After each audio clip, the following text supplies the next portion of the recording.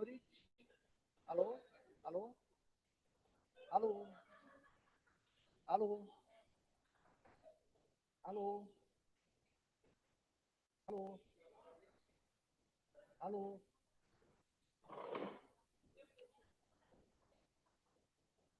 Professor Norwich? Alô? Alô?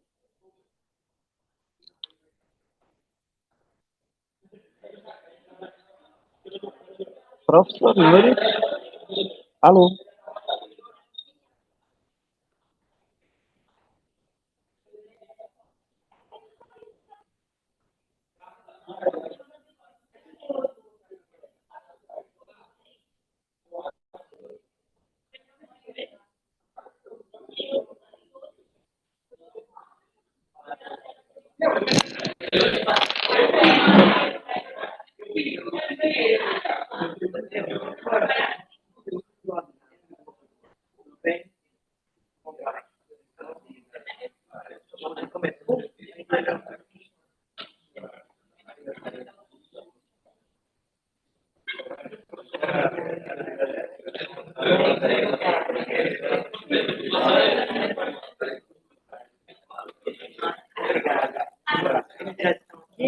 A professora ainda não estava, mas agora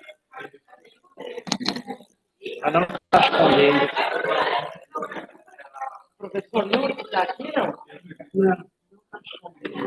Ah, nenhum dos dois está respondendo? Não tá. Ela estava, mas depois não sei o que aconteceu. Alô? Acho que ela foi.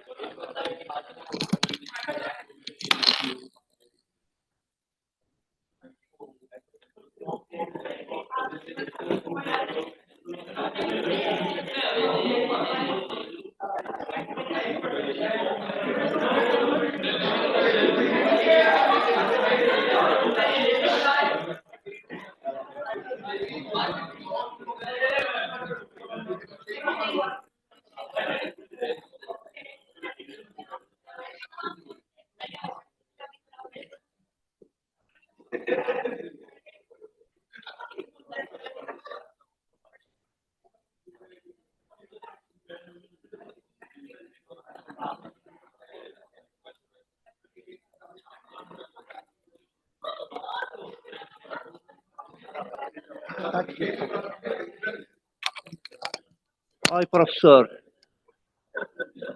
Professor? Professor? Here. Vamos tentar falar com ela. Dear professor? Alô?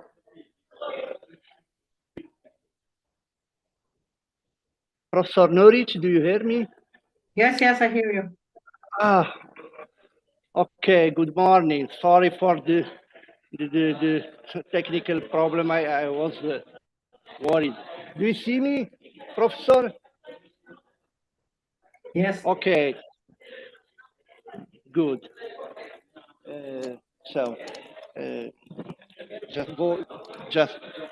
Soraya, vamos.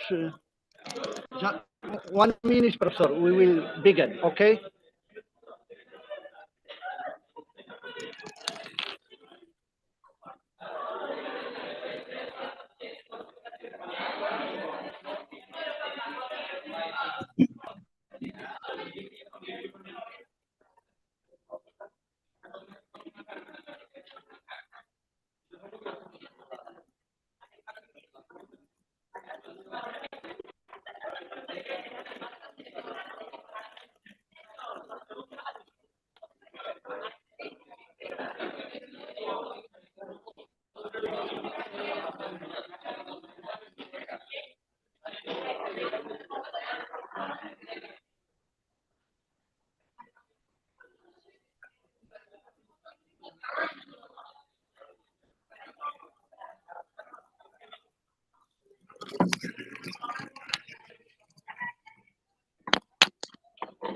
Hey, Professor Nuric?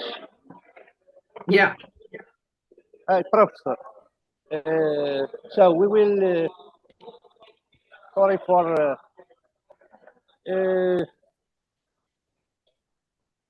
So.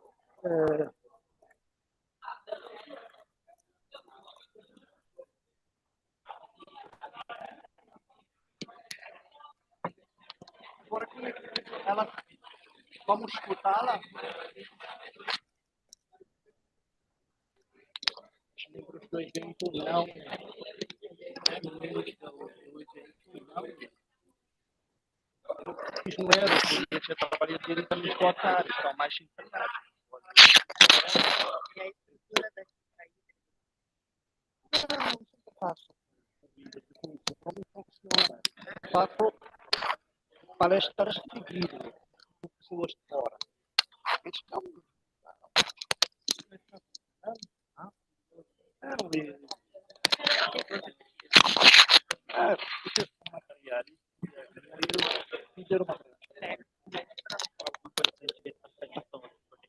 Okay. Professor, can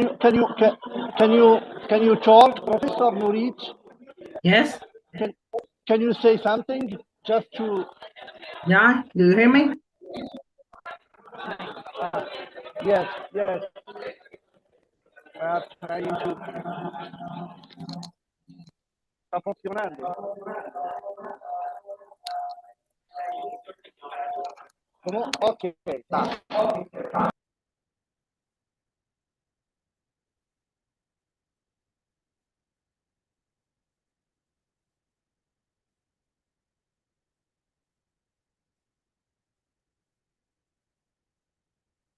You're on mute. You're on mute.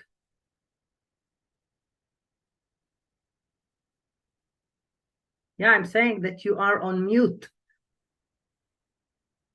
Unmute.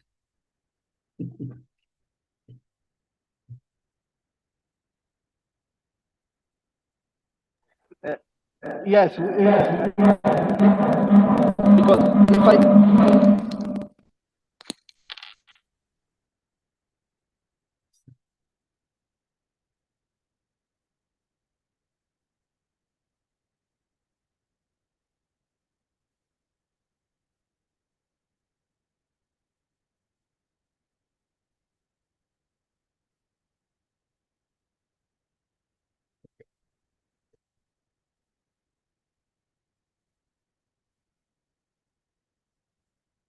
I don't hear you.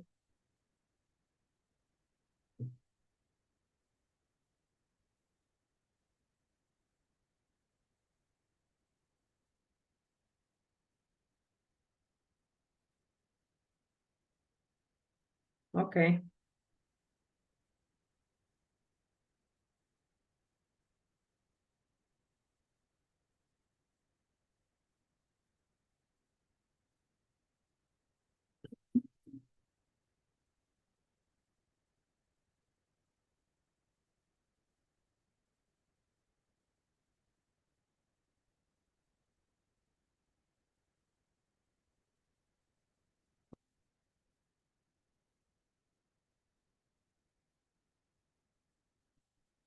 Okay, okay.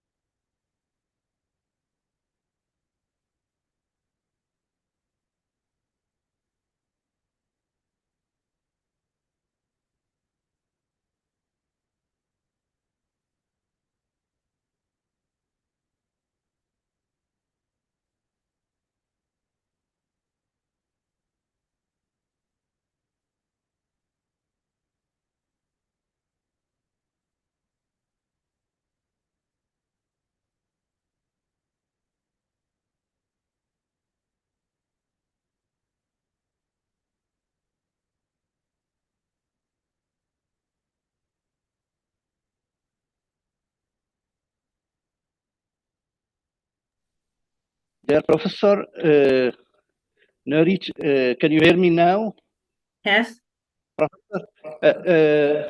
Okay, so we will.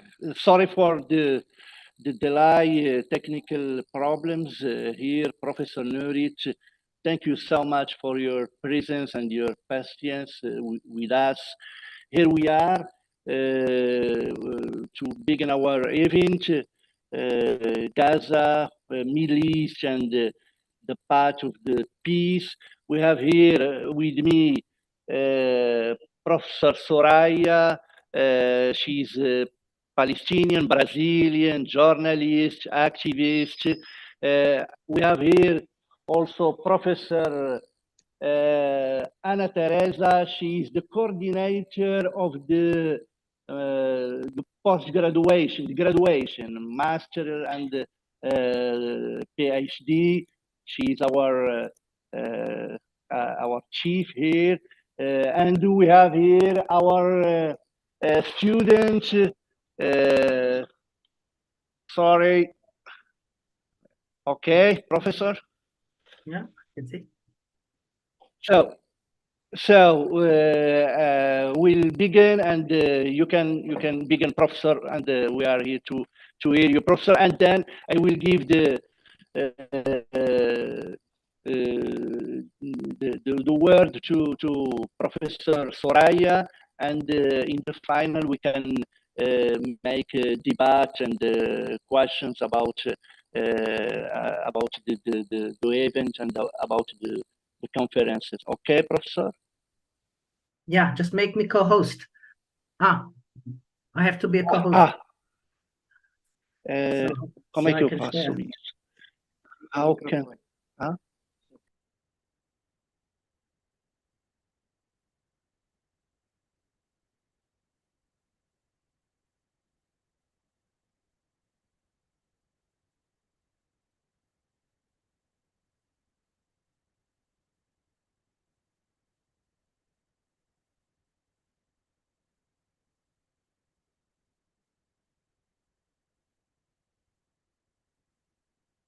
Am I a co-host? I'm a co-host. Okay. So thank you very much for inviting me. I will start with the PowerPoint. I understand that everybody understands English. All right. Do you see? Do you see? All right. Right. This is the end, not the beginning. All right. So I will speak about the representation of Palestinians in Israeli school books.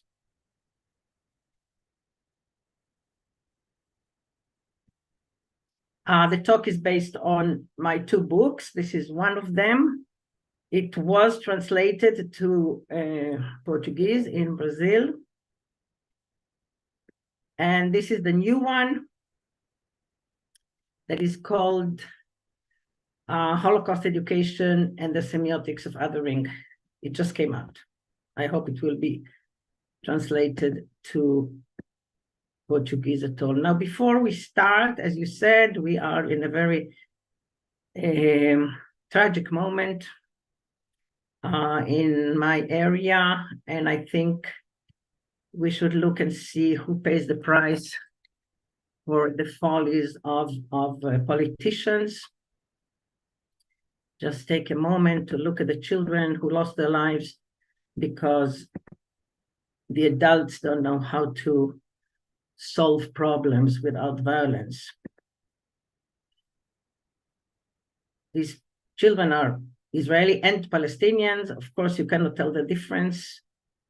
They all look the same. So let's begin. A few facts about Israel. Israel is what is called a settler colonial ethnocracy. People came from mostly Europe, appropriated the land, expelled and eliminated the indigenous population. You know this from your own country, how it is done.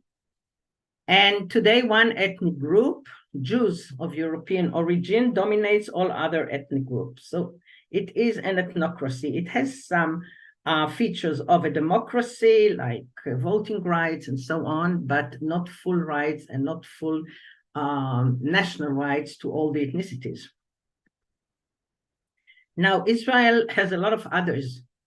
We shall speak about the Palestinians, but I want you just to see that there are two groups. One group is the imported Jewish and non-Arab olim, what we call the immigrants, that Israel want to have. The government of Israel brings them into the country, but they don't accept them. I mean, they don't accept their culture, the languages, and so on. So they go through a process of cultivation, civilization for many, many years, sometimes generations, until they fit into the ideal of the Jewish Western modern democratic state that Israel thinks it is. So they undergo symbolic cultural elimination and what is called inner colonialism. They are not equal in many ways, but they are not killed because they are needed demographically. The other group is the indigenous Arab Palestinians. They are not candidates for integration and assimilation, and they are treated as a race, meaning a group of people that cannot change. They undergo symbolic, cultural, and physical elimination.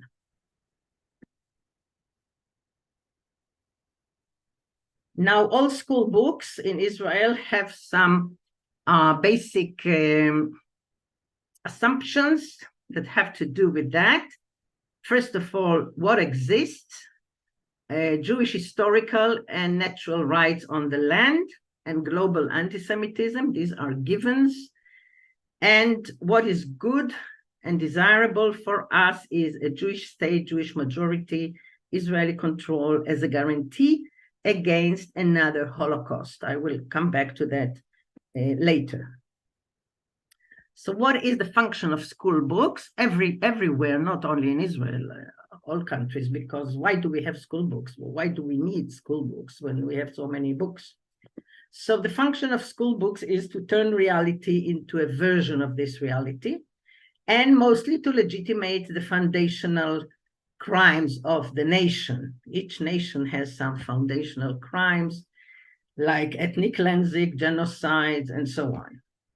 Israeli school books are meant to legitimate the Zionist project of conquest and settlement to both the Jewish and the Palestinian Arab students. We have two systems of education. One is Jewish, globally, one is Jewish and one is Arab, but they study the same things. So the Arabs too study about the Zionist project and the ethnic cleansing of Palestine as a good thing. Israel never wanted to teach peace education and never encouraged any official mixing between Jewish and Palestinian students. So there's no meeting, even though the place is very, very small. Children grow up to be 18 without ever speaking to a Palestinian.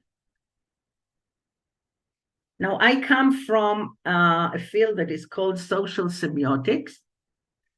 And social semiotic is a superdisciplinary way of inquiry.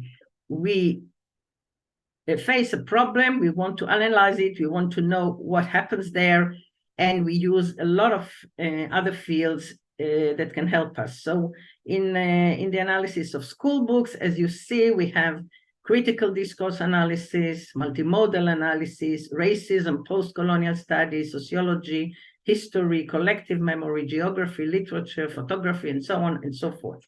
So it's not a theory, it's a way of inquiring.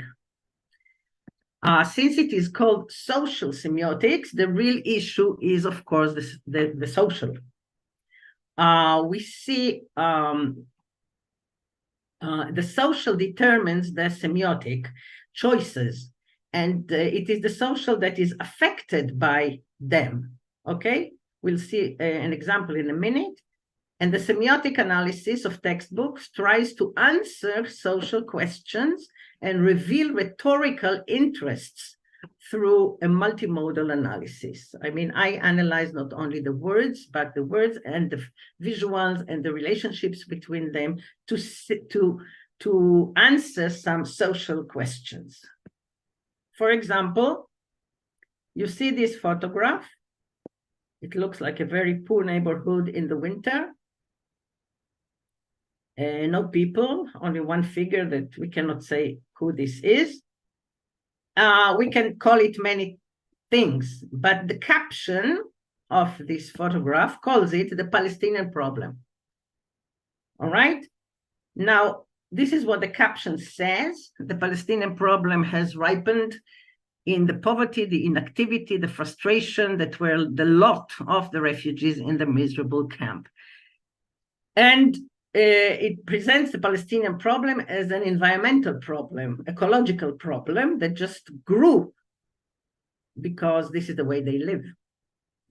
And the main text says, although Israel came victorious out of the survival war that was forced upon her, the Palestinian problem would poison for more than a generation the relationship of Israel with the Arab world and the international community. So the Palestinian problem that looks like an environmental problem is a problem that acts by itself. It was generated by itself. It acts by itself. Nobody caused it. Nobody is responsible for it. And it's a poisonous problem, like, you know, like mosquitoes in stagnant water. Now, school books should create what is called a usable past and legitimate, as I said, the founding crimes of the state. What is a usable past? It's an account of events that can be harnessed for some purpose in the present and in the future.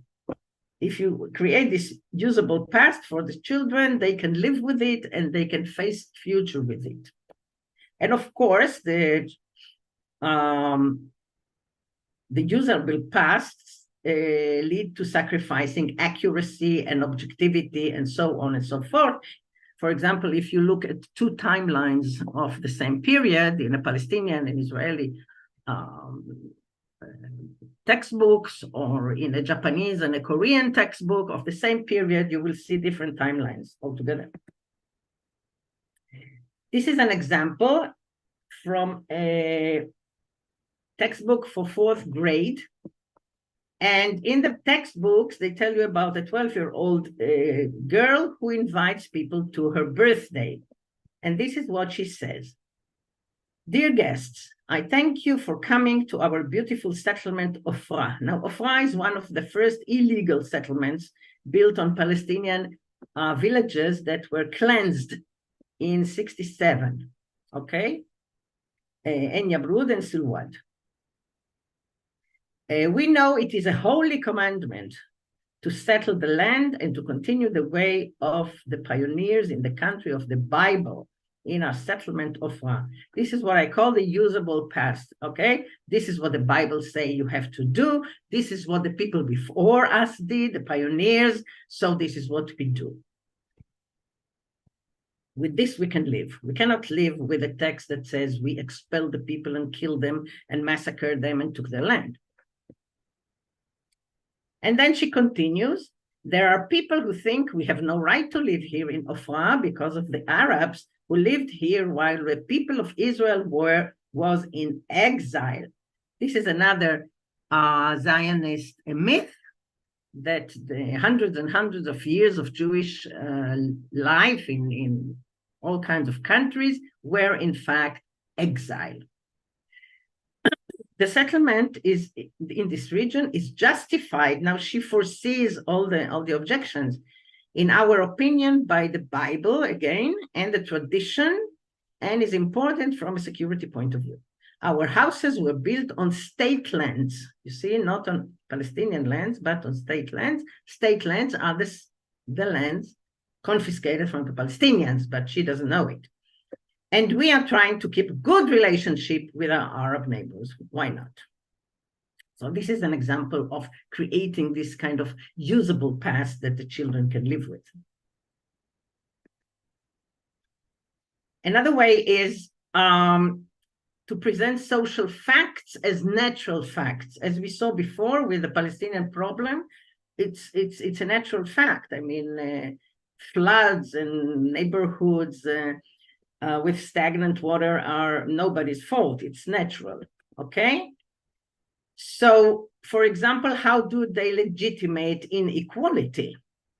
School books do not provide any innovative solution. This is Tzvi Beckerman, probably you know him, to inequality, but rather provide an appropriate rationalization for inequality. So the way the books do it, again, is to present social facts as natural fact. We call it existentialization. That's the way it is. For example, there is no contradiction between the fact that Israel is comprised of a civil nation of citizens and the fact that several ethno-cultural minorities live in it, but the only nation that enjoys self-determination is the Jewish one. No contradiction, that's it. Now you see from the discourse, from this, the way, the style of writing, that it doesn't leave any room to contest, any room to discuss, to refute. This is the way it is, no contradiction. Another example, there is a system, this is another civic studies book. There is a system of military courts which tries the Arab inhabitants of Judea and Samaria, the West Bank, who are under the military dominion of Israel. Why are they under a military system of justice? Nobody tells you. This is the way it is. It's natural. Okay, there's no argument. The children don't care so much and they don't know because they never see, for example, this. All right, this is a child of 12 years old. As you see, he is handcuffed to he was beaten very hard and he's handcuffed to his bed in the hospital.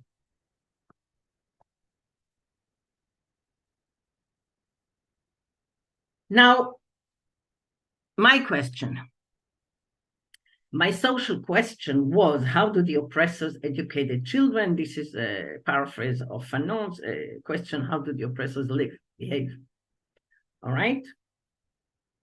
How do they do that?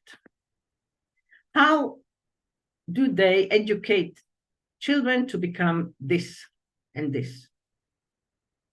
All right? How do you educate nice children, nice Jewish boys and girls to become soldiers that can shoot an 11-year-old girl? And how do you educate people to watch and photograph it with their phones? And how do you educate people, these and these, to believe they are doing the right thing by shooting an 11-year-old in the head? Of course, as you see, they are fully protected. Nobody can hurt them. She has a jeans and a t-shirt.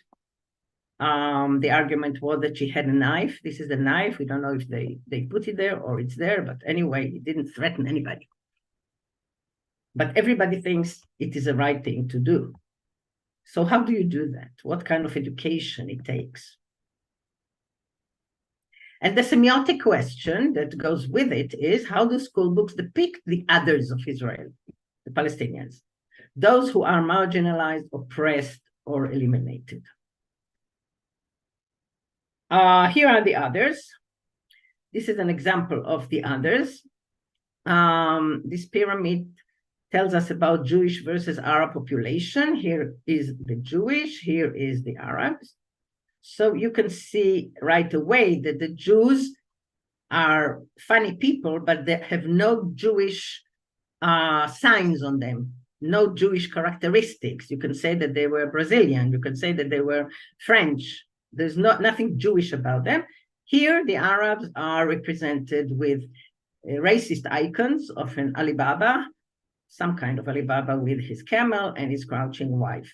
Now, the interesting thing here is, if you see here, they say Jews and others. And here they say Arab. So who are the others if they are not the Arabs? So as I told you before, Israel brings into the state people who are Jewish, but also people who are not Jewish, but they are not Arabs. So they deserve to be in with our group. but they are defined in the register as others. All right, so there are children sitting in the class, and the teacher said, you are the others. So they are the, let's say, the good others. These are the bad others. Lots of others. Okay, so how do you do that? How do you legitimate exclusion and elimination?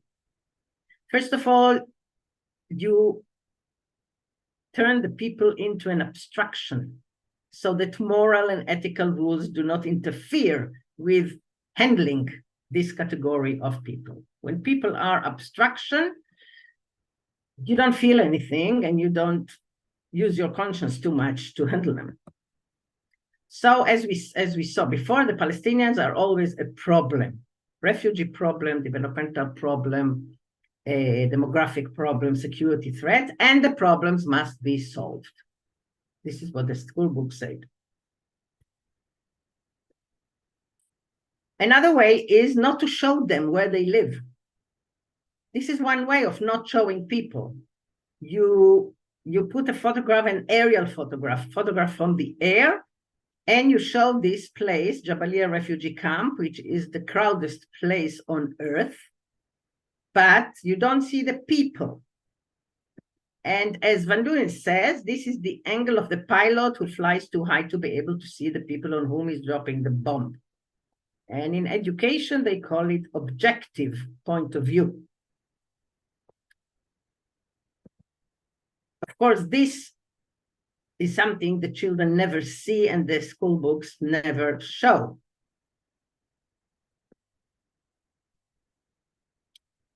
This is a checkpoint. Usually they don't show the checkpoints, but this book does. But as you see, it's a very nice checkpoint. It's a flying checkpoint. One day it is there, one day it is not there. And the people against whom this checkpoint was built are not there. So you see the soldiers here are drinking coffee, having a conversation. And for the students who are going to be soldiers next year or in 2 years, say, okay, it's not that bad to do checkpoints. It's very nice. And then if you show it this way, you can ask all kinds of rational questions. This is a real checkpoint, all right? Every single day, every single hour. But again, the school books don't show that, and the children don't see that anywhere until they become soldiers. The rational questions are, what is the purpose of checkpoint? How does it represent our defensive democracy? What about administrative detention? One advantage, one disadvantage, everything very much in the abstract. Because again, the children don't know what detention is, and they never see detention. This is detention. This is detention. And this is detention. All right. And this is how she came out of detention. She was there for 2 months without seeing her parents or social worker or a doctor or a lawyer, nothing. But again, Israeli children never see that. They don't know anything about it. So it's all in the abstract. It's all something that is necessary for our defensive democracy. This is another nice way not to show people. This is the cover of a series of books that is called Living Together in Israel. As you see, all the people here are very happy to live in Israel, but they are all white and Jewish. You don't see Arabs and you don't see Ethiopians. Ethiopians are the second group that is marginalized and discriminated and so on. And of course, the maps are the best way to eliminate people. This is a map of Arab population.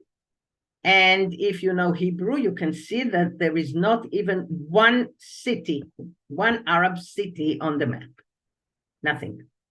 So the impression is that they live on us, upon us, among us, which is very frightening for Israeli.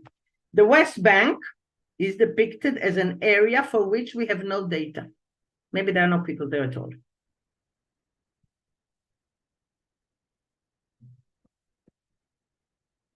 and mental maps, okay? As you know, nobody knows their countries. You don't know your country, you know the map. And so with mental maps, we can really play around very well.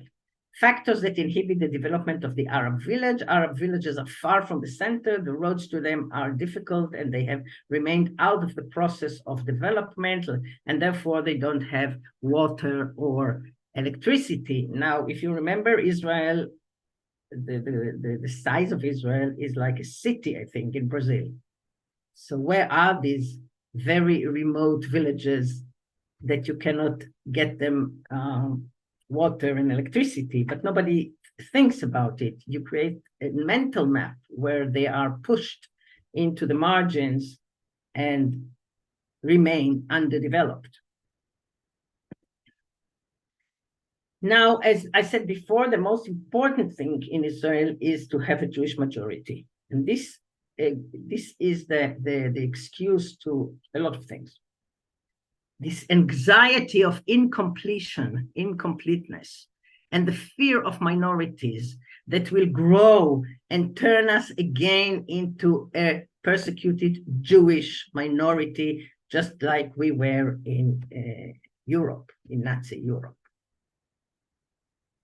So we must confine them. They have to be distanced. They have to be closed up.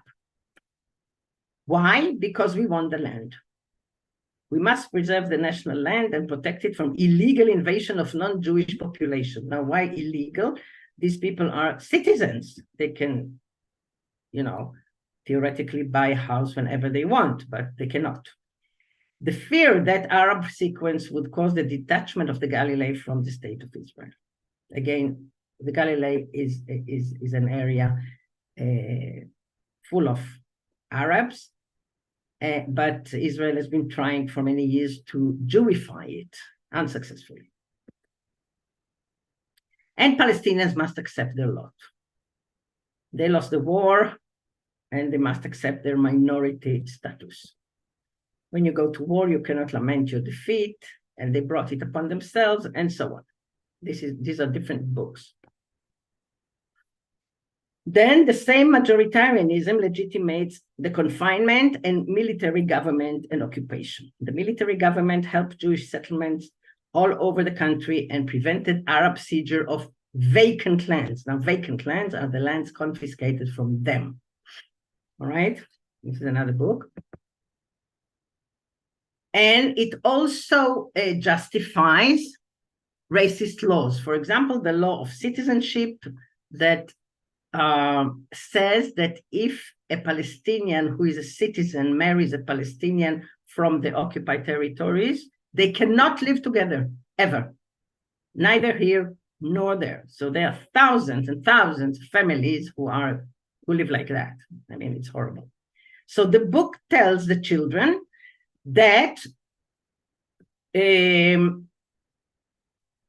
Supreme Court said it was not constitutional, but for national reason, to keep the Jewish character of the state and to protect us, okay? To protect us from terrorists. Who knows? Maybe this girl he married is a terrorist. Although the Supreme Court said it was not, it was illegal, they also said that human rights are not a recipe for national suicide. And so this law exists and makes life very, very difficult for a lot of families.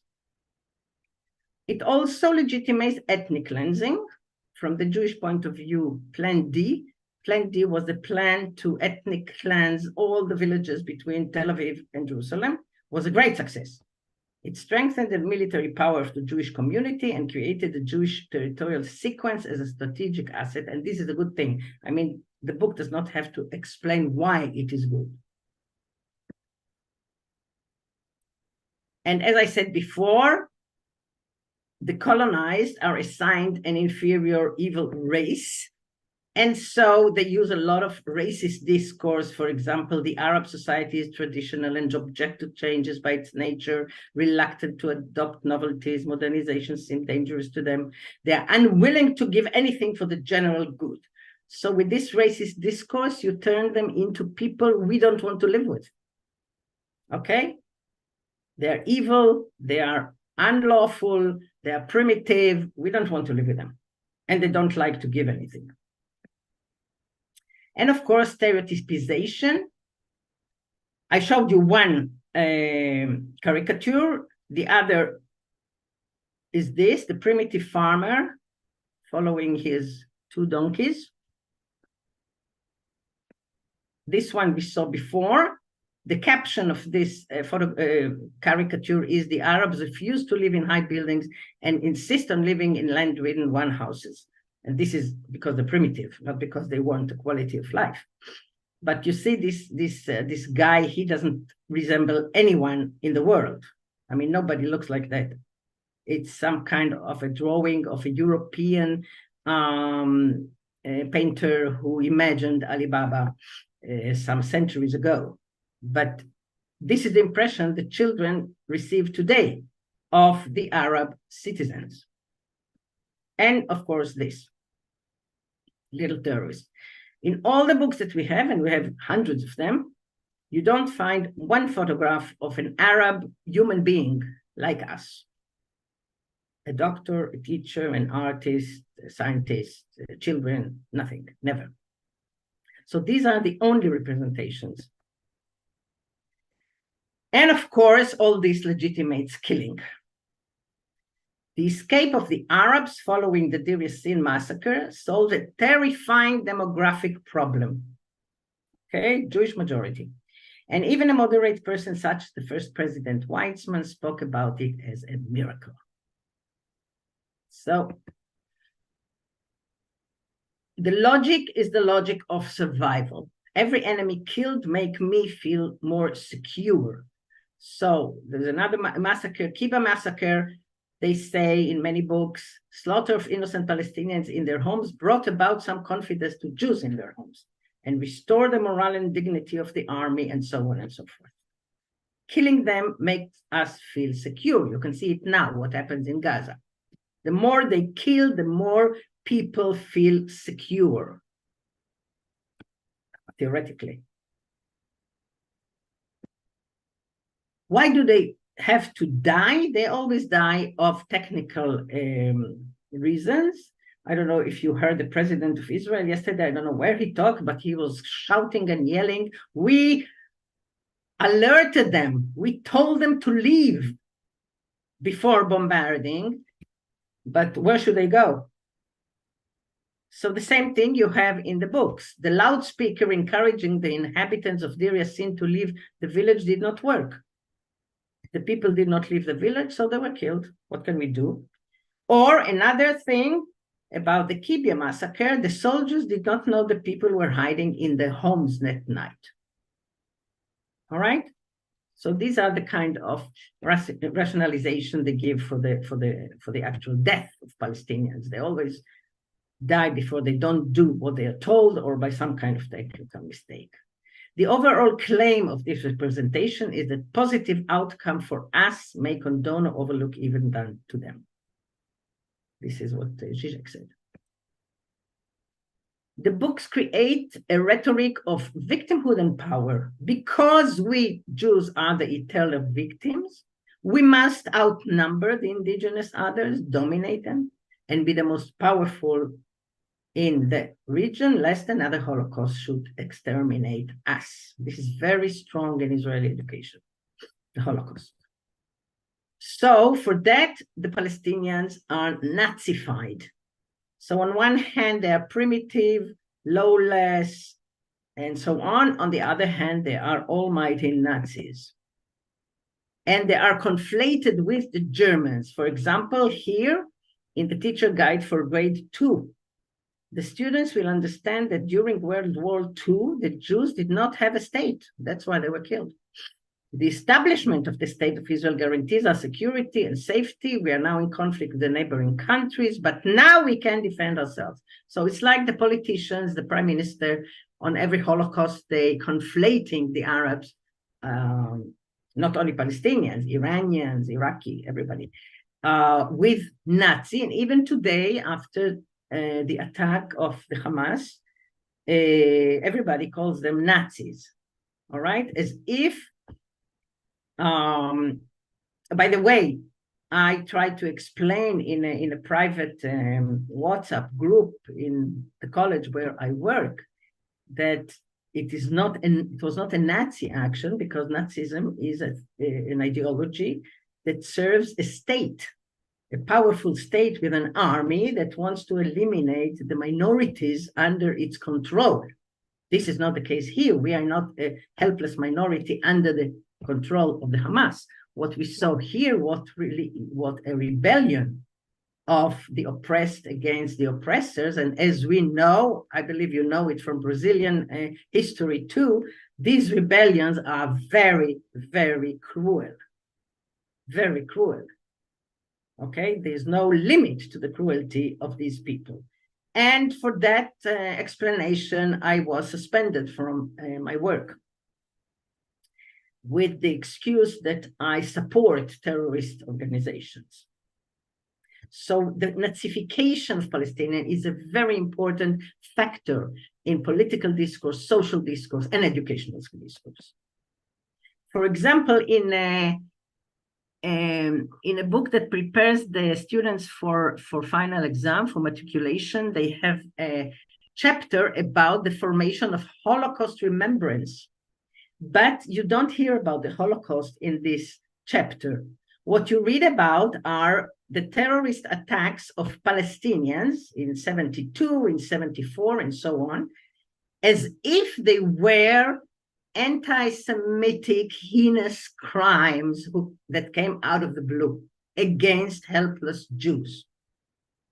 Okay, and every time they mentioned such a terrorist attack, they said that it made room for bereavement and pain and facilitated identification with Holocaust survivors, because it exposed the weakness and vulnerability of Jews in Israel. Okay, the other attack in 74, the same.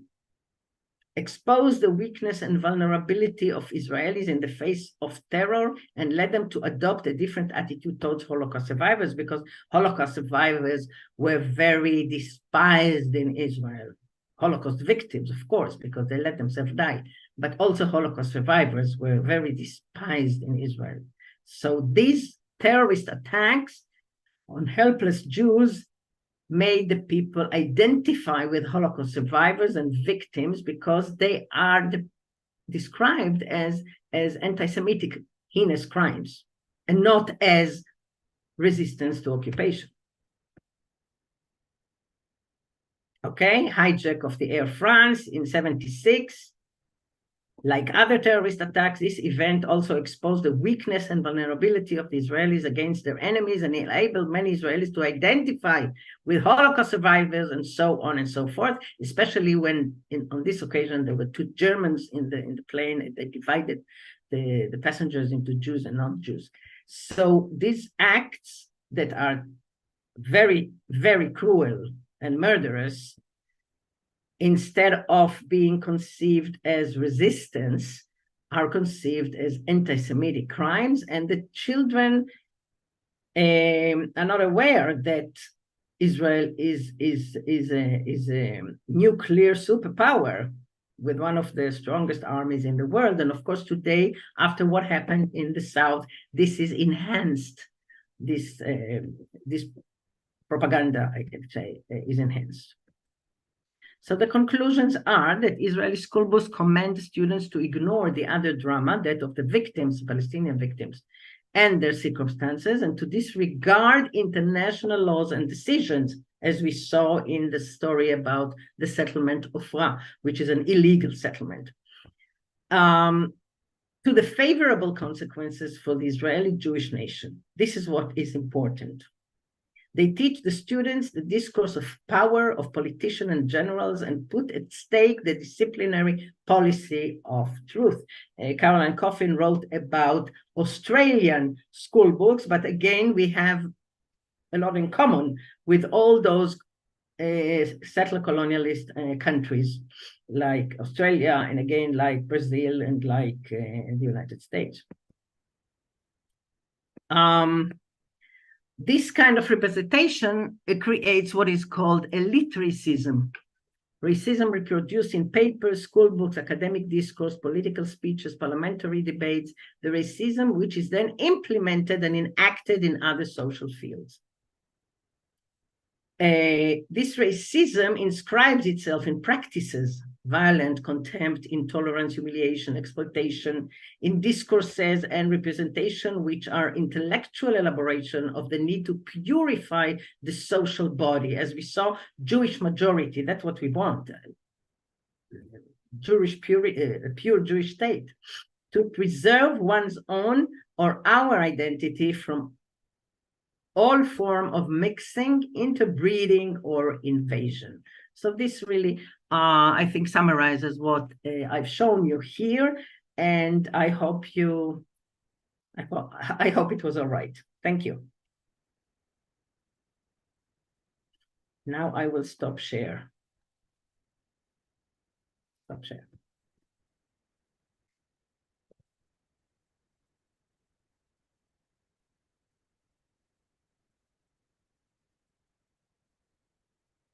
You are all on mute. I don't hear anything. Unmute. Thank you, Professor Norit, for your explanation.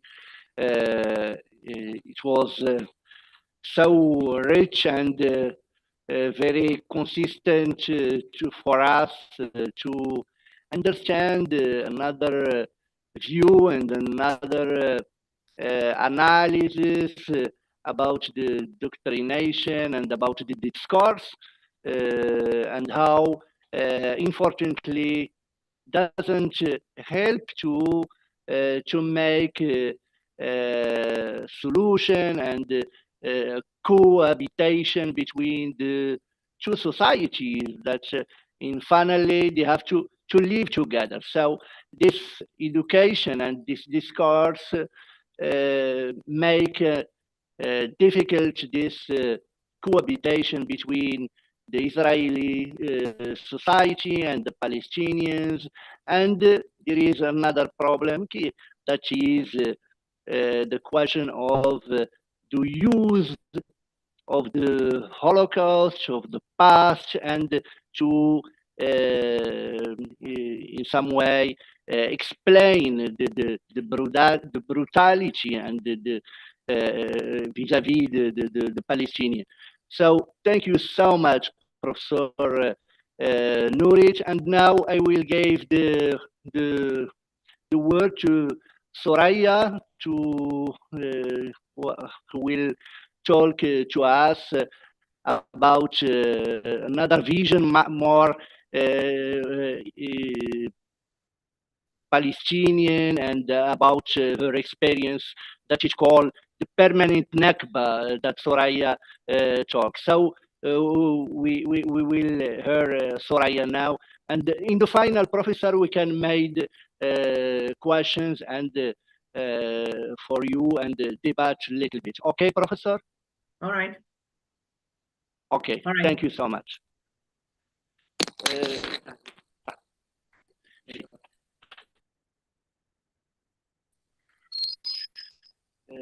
Agora vamos escutar a professora Soraya. A professora Soraya é jornalista, é doutora pela Universidade de São Paulo, é ativista, escreveu várias obras e tem participado no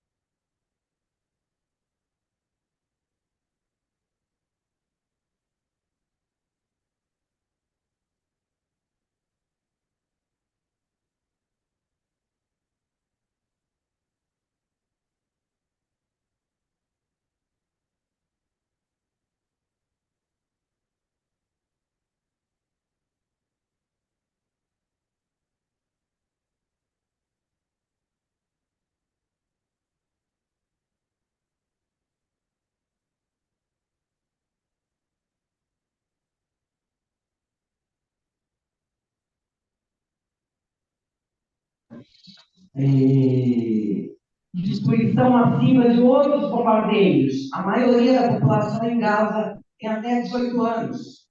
E já tinha vivido 5 bombardeios massivos, fora o que a gente chama de bombardeios apocadores, que tinha acontecido este ano, antes de 7 de outubro, por algumas horas, o dia inteiro, se ninguém veja.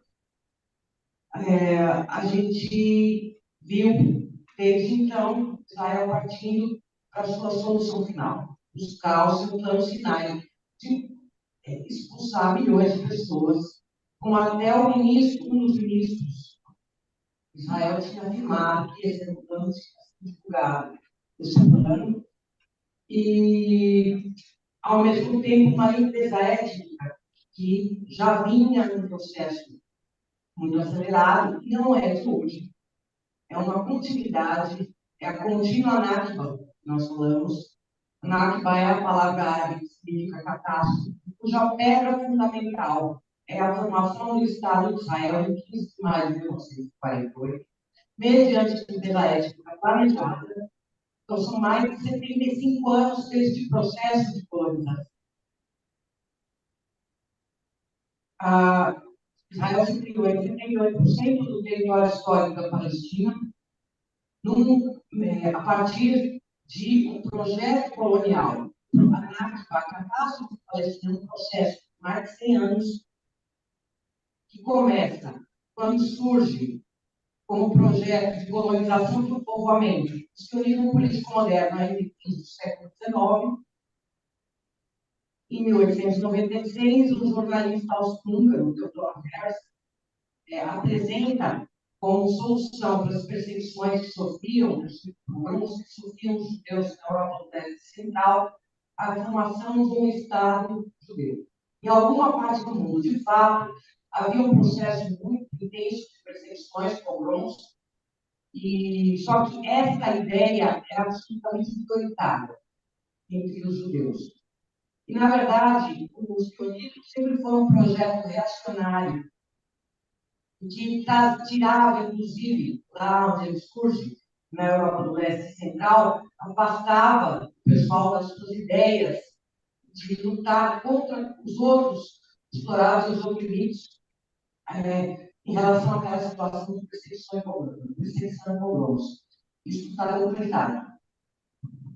E não era a Palestina o local já determinado, escolhido, no final do século XIX, onde na Palestina havia cerca de 6% dos judeus palestinos. A maioria eram muçulmanos, a maioria cristãos, e eles eram cerca de 6%. Conviviam harmonicamente, conviviam bem, não havia problemas entre judeus, muçulmanos, cristãos, provavelmente não religiosos.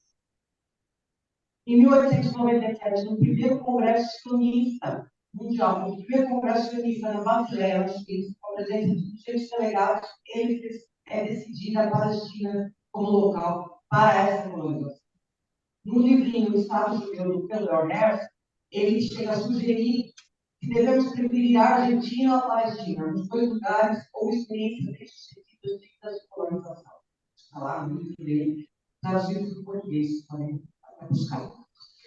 E então é decidido a Palestina como local para essa colonização em 1897, e entendia-se que seria um local por conta de ser Jerusalém, um local sagrado, berço das três religiões monoteístas. Havia a ideia não de retorno, isso quem desconstrói é um historiador israelense chamado Ilan, em seu livro A Limpeza Étnica da Palestina, mas de peregrinação para Jerusalém, porque lá é o berço da do judaísmo, do islamismo, do cristianismo, e havia essa ideia de peregrinação, não retorno. Mas se construía esse apelo utilizando a religião, as representações religiosas. E o próprio Lampap diz que o sionismo nacionalizou o judaísmo e utilizou as representações bíblicas para o seu projeto de colonização do povoamento. O que é colonização do povoamento? É o que as lideranças sionistas escreviam nos seus diários, transferência populacional, para mudar a demografia, para constituir um Estado étnico de maioridade, longevo. E para isso vai preciso mudar a demografia, transferência populacional, imigração de judeus da Europa do Leste Central para dentro da Palestina e transferência dos palestinos nativos não judeus para fora das suas terras de livre étnica. E isso foi o que foi feito. E sempre em aliança com o momento. Pós-Primeira Guerra Mundial, durante a Primeira Guerra Mundial, a região então era dominada pelo Império Turco-Otomano, por quase 400 anos. E durante a Primeira Guerra Mundial, uma série de negociações e tal, e os aliados europeus prometem aos árabes a independência e a divisão da região e tal. E também, ao mesmo tempo, fazem os acordos com os sionistas. Então, em 2 de novembro de 1917, a Grã-Bretanha, o Reino Unido, se declara favorável à Constituição. A Grã-Bretanha se declara favorável à Constituição do Lar Nacional Judeu, a Palestina, com a declaração conforme. E fica com mandato sobre a Palestina após a Primeira Guerra Mundial e favorece essa migração que já tinha começado. Isso contra a colonização sionista, contra o mandato britânico, favorecendo essa colonização sionista, há uma série de revoltas dos anos 20, dos palestinos, depois dos anos 30, se acirra essa situação, porque já começa a haver uma situação, o sionismo tinha como ideia a conquista da terra e do trabalho. A conquista da terra, cada vez que vinha uma onda de imigração, colocar um assentamento que expulsava os palestinos da sua terra. A maioria era camponeses, da 25 anos, e eles eram muito desenvolvidos, tinham discussões culturais, políticas, estavam muito importantes, mas a maioria vivia nas áreas, nas aldeias, camponeses. Então, cada vez que se assentava, havia um assentamento ali, colocava o símbolo ornato, havia uma expulsão, um processo de expulsão e conquista do trabalho. Por isso que está vendo que o comércio, uma fábrica, trabalho exclusivo para judeus. E essa situação geral, já existia mais pobreza, emprego e fome. Então, essa situação de revolta se articula nos anos 30. Em 1936, há uma guerra geral, por 6 meses na Palestina, e vai detonar uma verdadeira revolução ali, que é derrotada. Infelizmente, ela é o momento mais próximo que os palestinos chegam da sua libertação, e ela é derrotada pelo que analisam os jornalistas palestinos, a revolta de 36 e 39 na Palestina, ele analisa quais foram as coisas que aconteceram para levar essa derrota. Além do imperialismo britânico, o sionismo, ele fala dos regimes árabes e o que eles chamavam de elite reacionária árabe palestina, que chegavam a entregar segurança, impedir que suprimentos entrassem pelas fronteiras. E neste processo de derrota dessa revolta de 1939, os palestinos, as lideranças foram enforcadas em praça pública, de exemplo, foram milhares de mortos, milhares de feridos, e os palestinos totalmente desarmados. Meu pai, que nasceu em 1935, e ouvia essas histórias quando era criança, contava que os palestinos não podiam sequer cortar uma faca. Isso abriu caminho para o que viria a ser o processo de construção da limpeza étnica. Os planos de limpeza étnica, inclusive esse plano da que a professora citou, que é apresentado na propaganda ideológica como outra coisa, não que de fato foi uma construção para a limpeza étnica, um plano de limpeza étnica militar, é o plano derradeiro. E neste período dos anos 40, eles constroem esses planos de limpeza étnica, documentados também. Aqui no meu livro eu trago o plano C e o plano D, transcritos para o português. Né? E o que acontece é que, neste período, como parte desses planos, se constituem os arquivos dos vilarejos. É um mapeamento da aldeia palestina, sabendo quais eram as áreas mais férteis, quais eram as áreas do plano, tipo de vegetação, número de árvores, população em cada aldeia, homens, mulheres, crianças, idosos. E um dado importante, como demonstra o historiador israelense Rambam, é que não saíram as lideranças da revolta de 1939 e ali ocorreram massacres ainda piores, mais atrocidades nessas aldeias. E neste período dos anos 40, se constroem esses arquivos e, ao mesmo tempo, as milícias sionistas são fortemente armadas, sobretudo por armas enviadas via Tchecoslováquia pela União Soviética. E os palestinos completamente vulneráveis. Em fevereiro de 1947, pós-Segunda Guerra Mundial, diante das atrocidades, dos horrores do holocausto do nazismo, aquilo serve muito, primeiro, como uma expiação de culpa da Europa, e que realmente tinha uma culpa em seus crimes contra a humanidade condenáveis, mas serve como uma propaganda para o projeto de colonização, o povoamento e limpeza étnica que foi feito. A Grã-Bretanha entrega a questão palestina para ser criada a Organização das Nações Unidas em fevereiro de 1947, depois de muitos lobbies, conversas em bastidores e negociações, em 29 de novembro de 1947, a primeira sessão especial da Assembleia Geral das Nações Unidas, presidida pelo diplomata brasileiro Oswaldo Aranha, é recomendada a partilha da Palestina em um Estado judeu, algo como 56%, e um Estado árabe, algo como 43%, e Jerusalém sob a administração internacional. A minha família Palestina era de uma aldeia denominada Capum, que é o objeto de estudo aqui que eu fiz na minha dissertação de mestrado. E essa aldeia, os palestinos, obviamente, não foram consultados sobre a partilha. Porque no projeto de colonização, normalmente, quem vai ser colonizado não é consultado. E, para vocês terem uma ideia, na partilha, eles delegavam mais da metade daquela terra para a construção do Estado de Israel, depois de várias ondas de migração, havia menos de 30% de judeus na Palestina. E o meu pai conta que meu avô, quando ficou sabendo da partilha, foi ver o que seria a divisão. E a aldeia dele seria dividida ao meio. O cemitério da aldeia, parte das casas, ficaria do lado do Estado de Israel. Ele dizia, não é possível, nós não vamos poder nem enterrar os nossos mortos. Isso era o que a ONU recomendava como solução justa. Na verdade, foi um sinal verde para que aqueles planos militares de limpeza étnica, que já haviam sido traçados, começassem a ser executados. 12 dias depois, começou a fase mais avançada e agressiva da limpeza étnica na Palestina, que culminou na Nakba, a catástrofe, 15 de maio. Foi a formação do Estado de Israel sobre os corpos e os escombros dessas aldeias. Foram 800 mil palestinos expulsos naquele processo, violentamente. Havia uma população total de 1,2 milhões de palestinos, 2 terços foram expulsos, mais de 500 aldeias, entre os quais meu pai, quando tinha 13 anos de idade, que viveu isso no processo, a aldeia dele, modus operandi. Além disso, houve dezenas de genocídios em aldeias que serviram de propaganda para a execução, com violência, estupros nessas aldeias. Há documentadas pelo menos 31 aldeias com genocídios, mais conhecida é assim, que foi em 9 de abril de 48, mas tem outras aldeias maiores, cultura. Isso serviu também como instrumento para a limpeza étnica. A aldeia da minha família foi um caso clássico desse processo de limpeza étnica.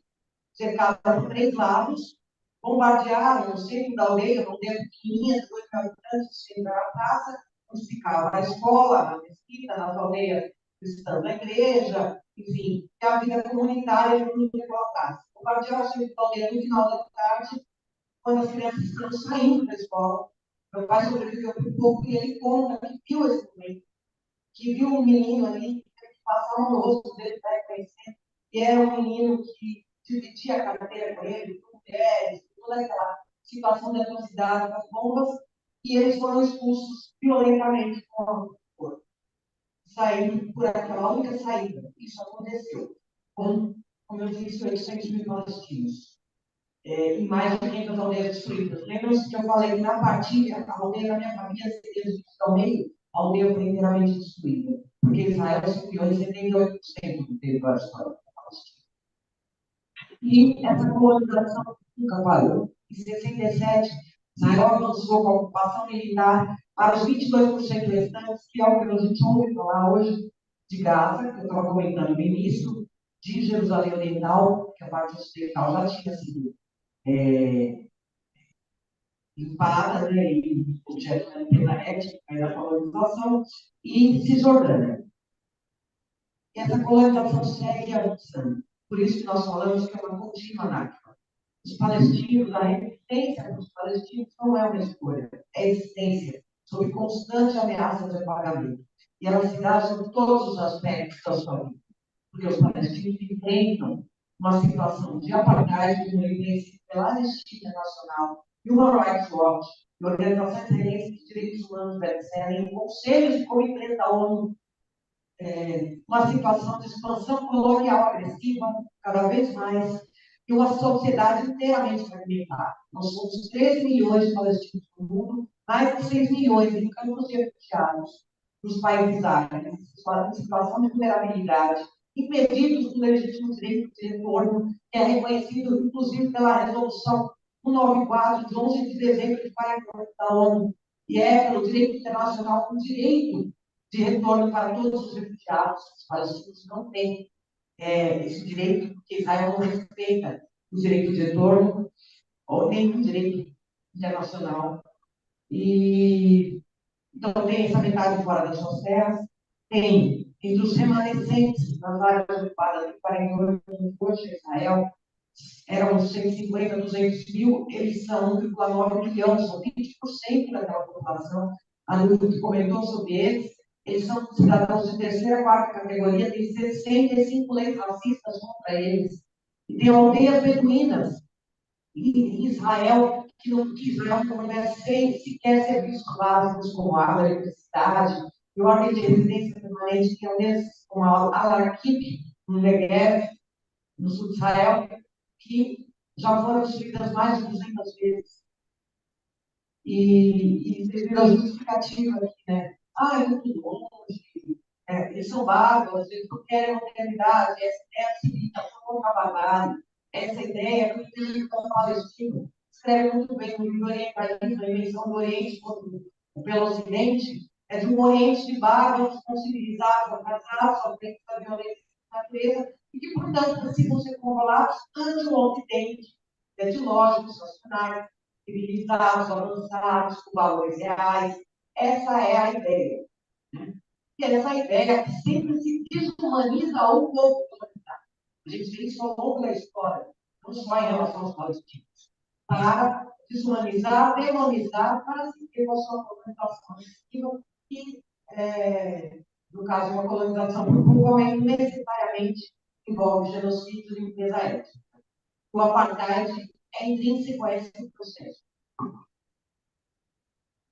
Nós temos essa população de 1,9 milhão ali, metade da população fora, na refúgio da diáspora. Nós temos 2,4 milhões de dados submetidos a esse fenocídio de curso, uma crise humanitária dramática, que em 2015 a ONU já afirmava que Gaza se tornaria inabitável em 5 anos, e que 80% já viviam de ajuda humanitária, que metade das crianças já tinham quadro de desnutrição crônica, mas das metade das mulheres em quadro de anemia. E agora, com Gaza absolutamente destruída, sem hospitais funcionando, aquele hospital Shifa, que Israel bombardeou, não só ele, mas 26 hospitais, invadiu em operação terrestre, morreram todos os pacientes em cuidados intensivos daquele período, todos. Ontem eu estava vendo um médico de Gaza dizendo que ele está sozinho, e que 7 pacientes, bebês, crianças, haviam morrido, porque não tem combustível, não tem eletricidade, não tem água total, corte total, e também cortes de comunicação para que o mundo quase não vê ofensivas de propaganda de guerra, e a gente fica tentando curar essa propaganda de guerra para mostrar que somos humanos e que tem crianças morrendo, mulheres morrendo, bebês morrendo. Hoje de manhã, a gente fica tentando, lutando para mostrar isso, e aí você fala que nós somos terroristas. Terrorista, criança, terrorista, todo mundo é terrorista.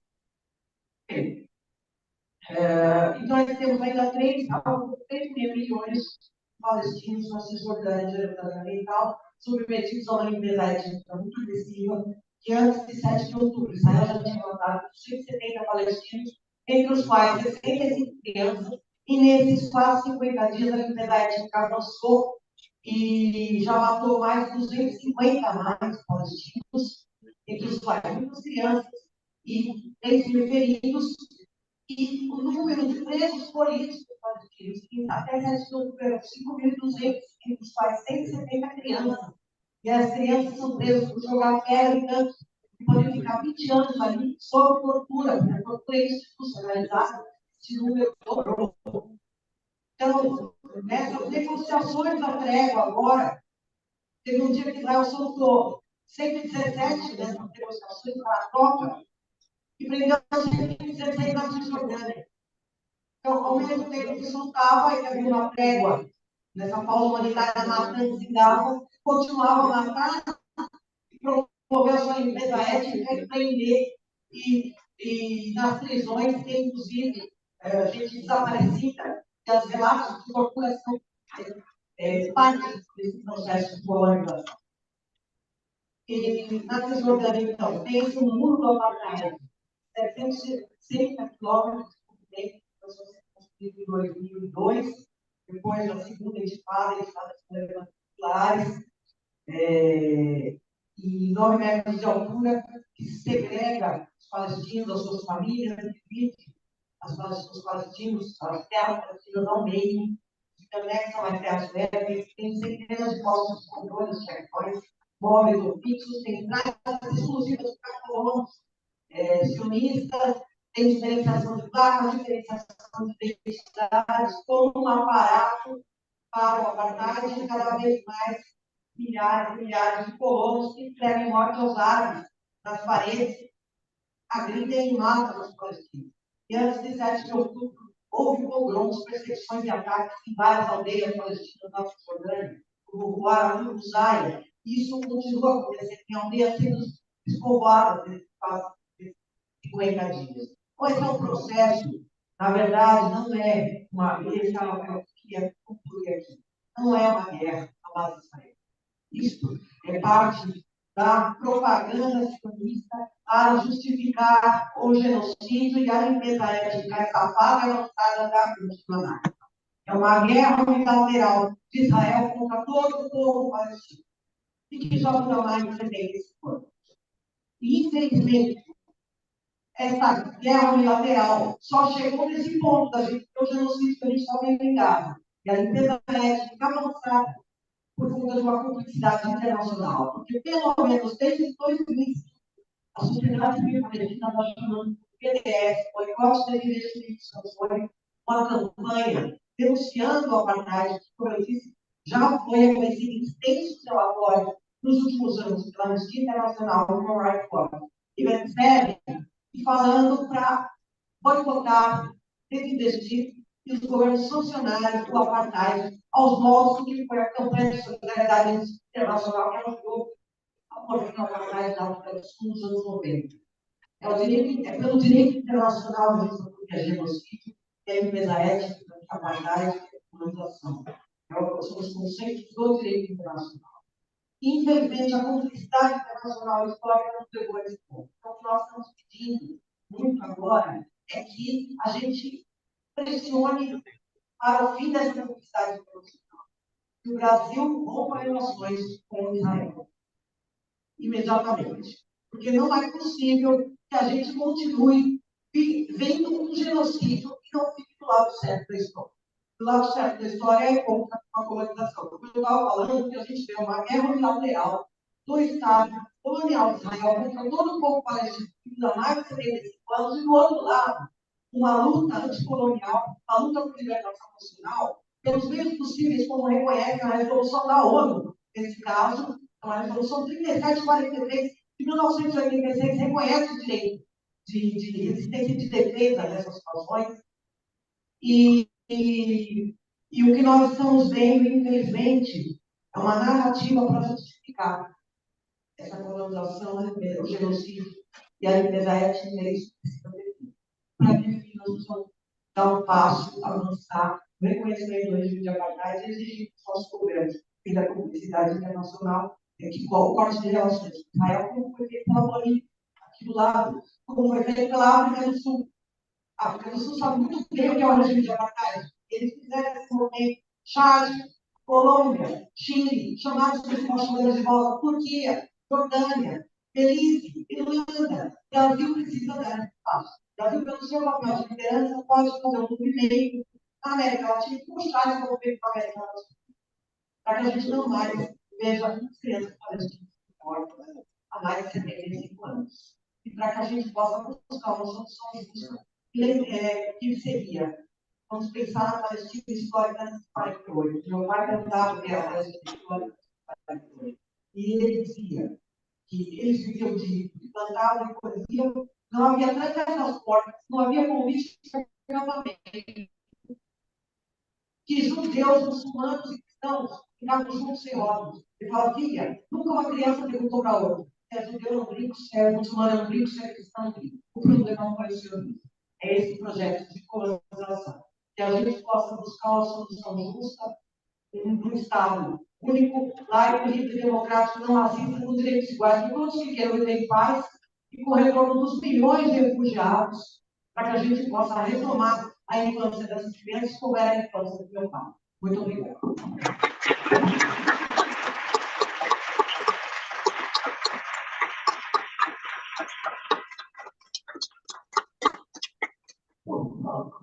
Obrigado, professor Soraya, pela apresentação.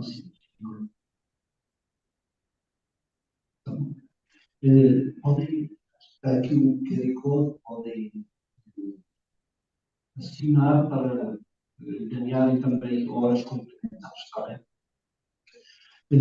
Agradeço muito, professora Soraya, pela apresentação.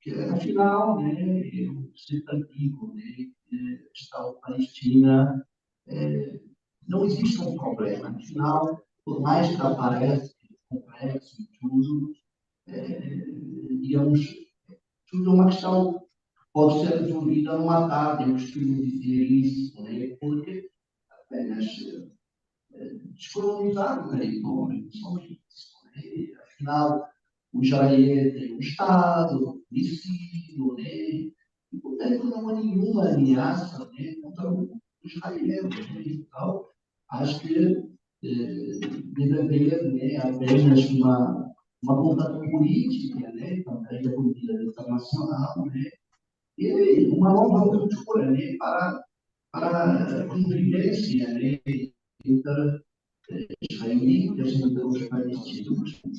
Obrigado, professor.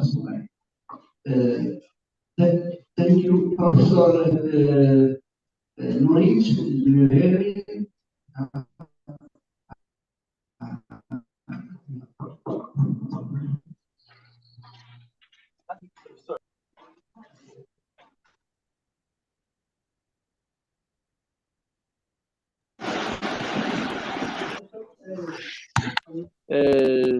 Do you hear me, Professor?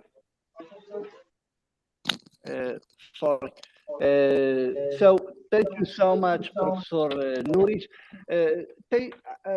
Someone have some question to Professor Nuris or Soraya who want to ask?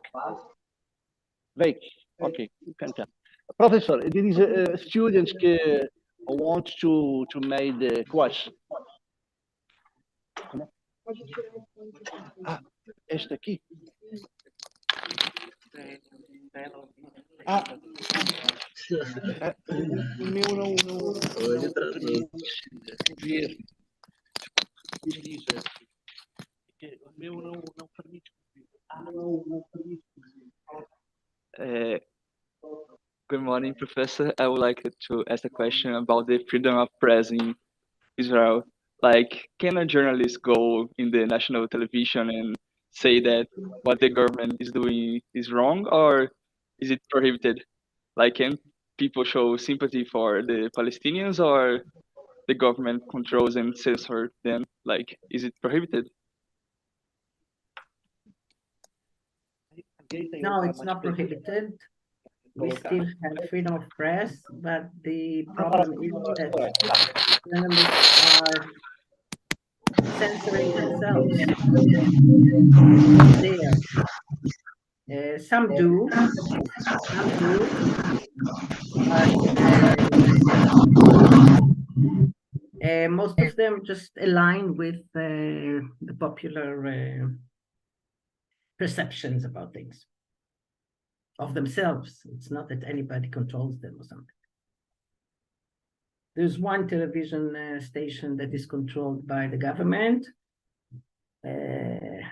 one paper maybe, but we have freedom of press, yes, completely.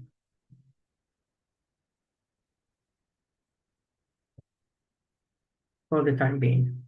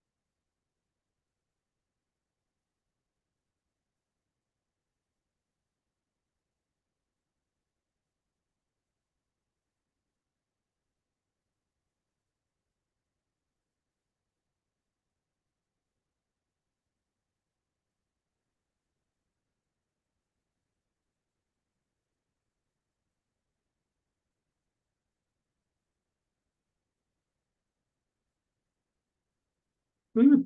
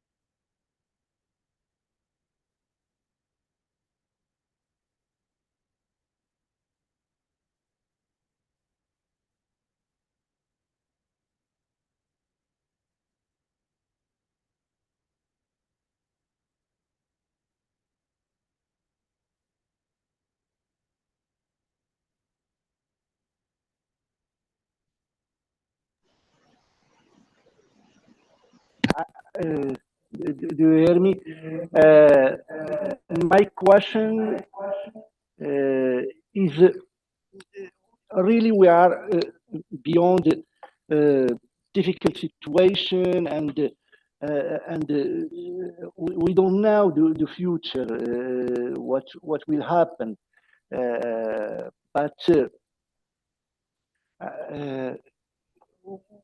how Professor Nuric see the future?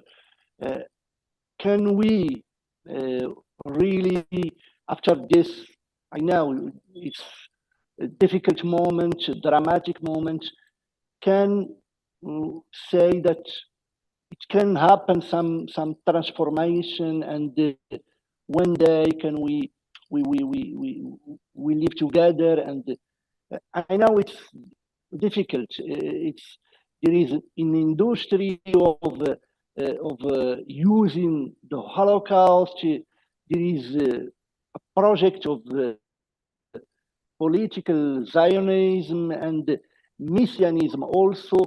So it's a really difficult. But how do you see, Professor? One thing that I see when I read Avi Schleim, Livy Gideon, Ilan Papp, and many even diplomat as Richard Haas, for example. There are many people, real people, Jew who are fighting, and this is beautiful thing. Many people doesn't see this part of the real Judaism, genuine Judaism, who are very and the problem now it's that we see the anti-Semitism becoming very again, and this is very dangerous.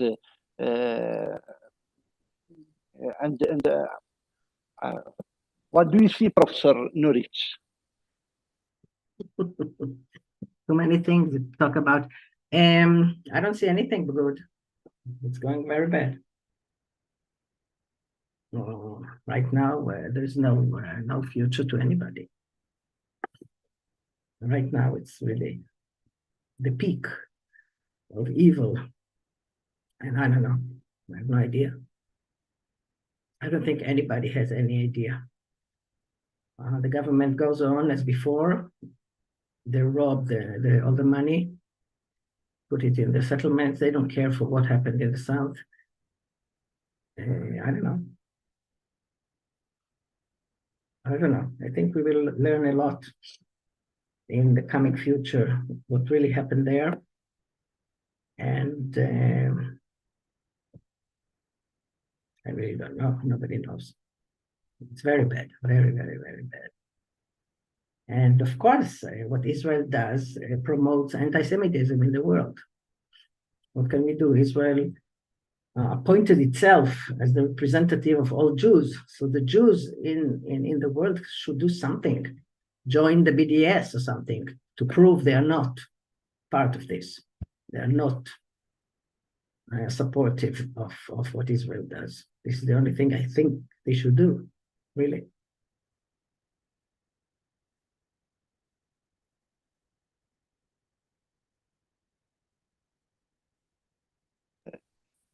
Yes, Professor Nuric, I agree with you. I'm from Morocco, and when in our I try to explain to my students that in our constitution, Moroccan constitution, we have the Judaism as part of our culture. So yes, I always say it's nothing to do with Israel. Nothing. There is no. We are all Semites, and we protected the Jew in the history in the 15th century after the Inquisition, and and we was living together. And Avi Schleim explained this, the Zionism, terrorism of Zionist terrorists who may try to make the exodus to do promised land to do Israel. So they are a fight of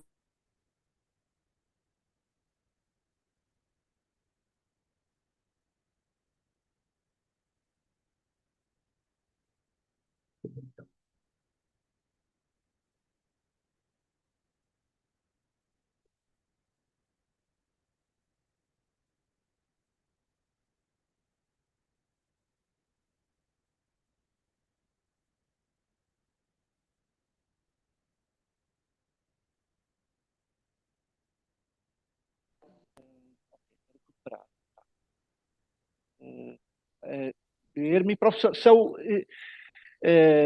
so this is Professor.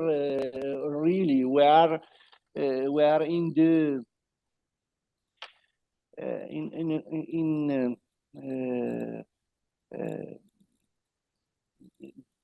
sad moment, really, for two societies, because yeah, that's why. So, Professor Nurit, I don't know if you want to make something in the final. No, enough.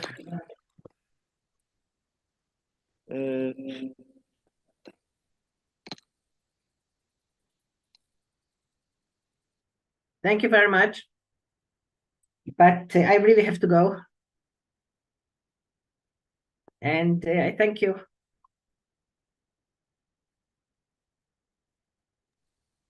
Professor Nurit, again, thank you so much for your generosity to talk to us here in UFABC. I think the students, they are very, it's a really special moment to share with us your scientific work, research for many years, and your analysis of the situation in Palestine and Israel. Again, thank you so much. I want to thank also Professor Soraya here with me, and in my name, Professor Nurit, and in the name of the university, we thank you so much again. And I hope one day we meet you here in Sao Paulo, Professor Nurit. Inshallah. Inshallah. Thank you so much, Prof. Thank you so much, Professor Nurit. God bless you. Assalamu alaikum. Shalom, Professor. Ciao, ciao.